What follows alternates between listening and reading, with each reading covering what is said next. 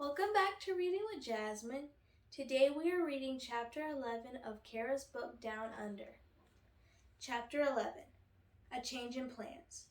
That evening, Mom and Auntie Lynette joined us at the dinner table after spending the day with Auntie Mamie. We ate barbecued chicken and potatoes and listened to Shashi talk about his latest frog discovery, a population of scarlet-sided pobblebonks.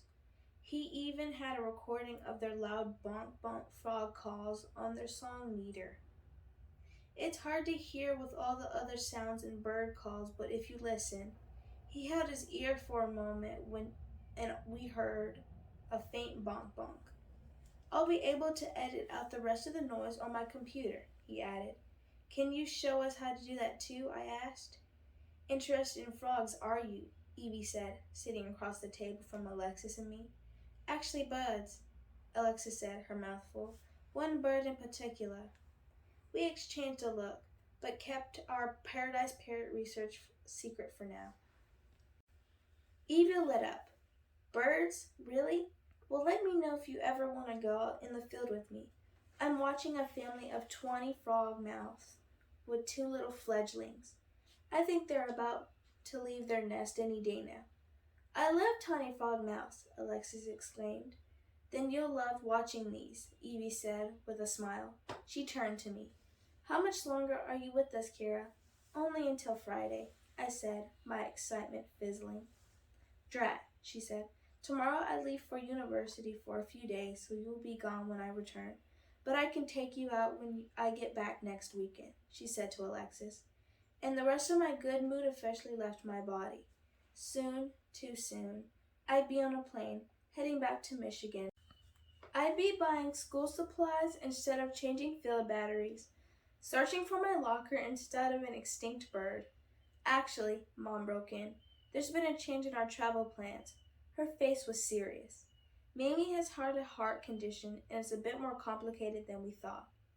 Once she returns home, she'll have to take it easy for a while, so I've offered to extend our trip so that I can help look after Mamie while she recovers. Everyone at the table was quiet now, listening. So that means we're staying? I asked, my heart pounding. For how long? Until the end of summer, Mom said. I had 1,000 feelings all at once. Happy I'd get to stay at the sanctuary longer, but scared for Aunt Mamie's health. How long would it take for Aunt Mamie to feel better?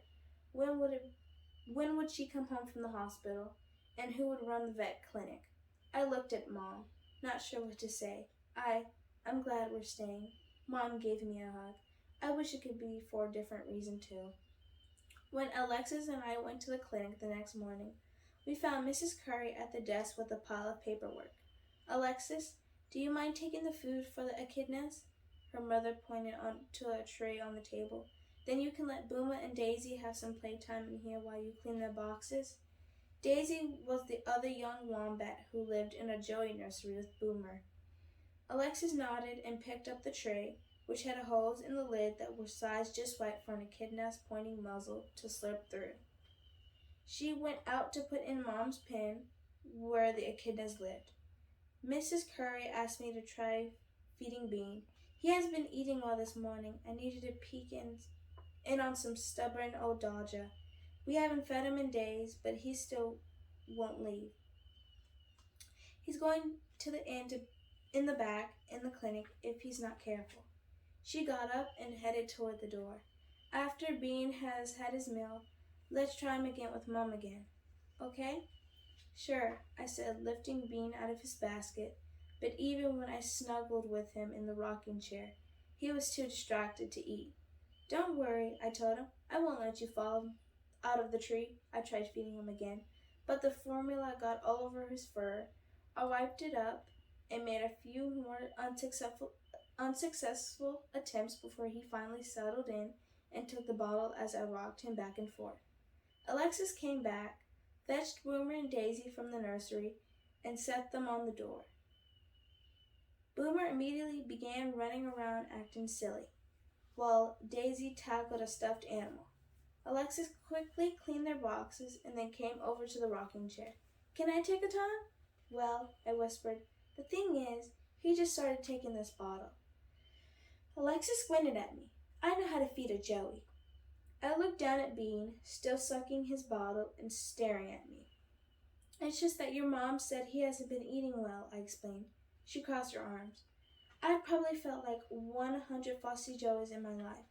I hesitated. I could tell Alex was getting upset, but I also knew that if I disturbed Bean, he'd stop drinking, and he needed plenty of energy for his visit with Mom.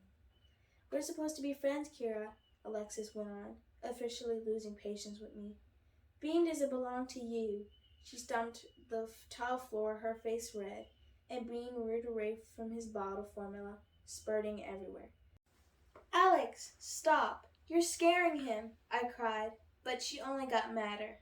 You're not the only one who takes after Aunt Mamie for your information. Actually, I am, I replied. Now I was mad at her for startling Bean and interrupting his meal, for thinking she knew how to take care of Joey's better than I did, for claiming my family as her own. Aunt Mamie's not even your real aunt. Alex gave me a wide-eyed look of shock and hurt and ran out of the clinic. I took deep breaths, rocking Bean, hoping he'd settle down and I could feed him some more, but my hands were shaking. Thanks to Alexis's outburst, there was no way Bean would eat now. Mrs. Curry breezed into the clinic.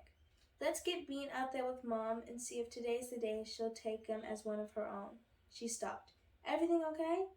I nodded and stood up with Bean, not wanting to talk about it. A surrogate koala mother is the best way to ensure Bean will be prepared for the life in the wild, said Mrs. Curry.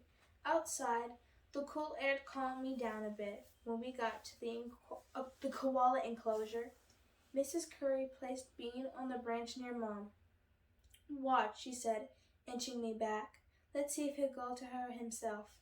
Bean began climbing in Mom's direction as the big koala sat on the branch, munching eucalyptus leaves. Then Bean stumbled, one of his back paws coming off the tree, and I stepped forward. Mrs. Curry stopped me. Let him be. He's learning. But Bean had seen me.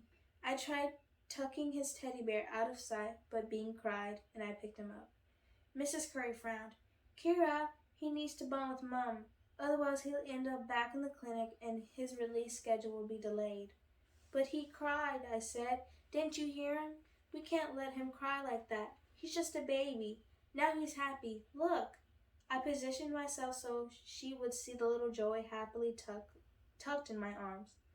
Mrs. Curry sighed and said, We'll try again tomorrow, and we'll leave the teddy inside. The next day, the same thing happened. Bean cried as soon as Mrs. Curry tried to take him away from me, and he kept crying when she placed him on the branch by Mom. Mrs. Curry sighed. I don't think Bean is going to latch on to Mom if you're here, Kira. What? I said, scratching Bean under the chin. He'll be fine with me here. Watch. I positioned him on the branch myself, but when I stepped back, he immediately started crying. My heart broke into 1,000 pieces, but when I tried to pick him up, Mrs. Curry put her arm out to stop me. Go visit Booma and Daisy. They're with Muffin in the outdoor wombat pen. It needs cleaning, so bring a rake with you. I started to protest. Maybe Bean's just not ready. He's still so little, and there's a predator on the loose. Don't they go after baby animals first? Mrs. Curry plucked the crying Joey off the branch and soothed him. This is part of animal rescue, Kira. We rehabilitate wild animals to release them. Bean belongs in the wild. You need to let go.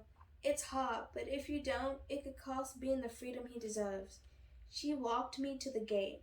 You can visit him in the clinic, but I'm afraid you're not helping Bean by being in the pen. Stung, I walked very slowly out of Mom's pen, hoping that Mrs. Curry would call me back, but she didn't. In the wombat pen, Muffin was lying on her back by one of the tunnel entrances, sleeping. I peeked inside the hidey holes and found Daisy and Boomer. Hey there, Boomer, I whispered. He perked up at my voice and came out to see me. Shaking the sand off his fur, Sorry, I don't have a carrot. I bent over to give him a scratch and then grabbed a rake to clean the pen. When I heard voices, peering through the fence, I saw Mom and Auntie Lynette sitting at a picnic table by the shed. So you think we should plan for her retirement? I heard Mom asking Auntie Lynette. It doesn't sound like the doctor has much hope she can return to the clinic. I froze. My heart hammered in my chest and I felt lightheaded. No hope Auntie Mamie could be a vet anymore because of her health? This community relies on us, Auntie Lynette replied. We're the only wildlife clinic within an hour of here. We need a veterinarian on staff if we're going to continue to operate the sanctuary.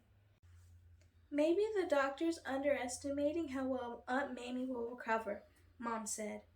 Auntie Lynette shook her head. Maybe, but we can't assume that. We need to be prepared. I waited for Mom to tell Auntie Lynette she was wrong, to tell her that Aunt Mamie was strong and didn't give up, and she'd be back in the clinic like always just as soon as she got home. But Mom didn't say that. Instead, she said, I guess we should start looking to hire a replacement then. A replacement? Nobody could replace Aunt Mamie. It was all I could take. I dropped the rake and ran out of the enclosure, my feet pounding the hard, dry ground. This concludes Chapter 11 of Kira's book Down Under. Kira and Alexis are bumping heads again over Bean, but Kira's about to lose her privileges over him because they have got a little too attached. And do you think that Aunt Mamie will come back and be able to run the sanctuary again? Until next time!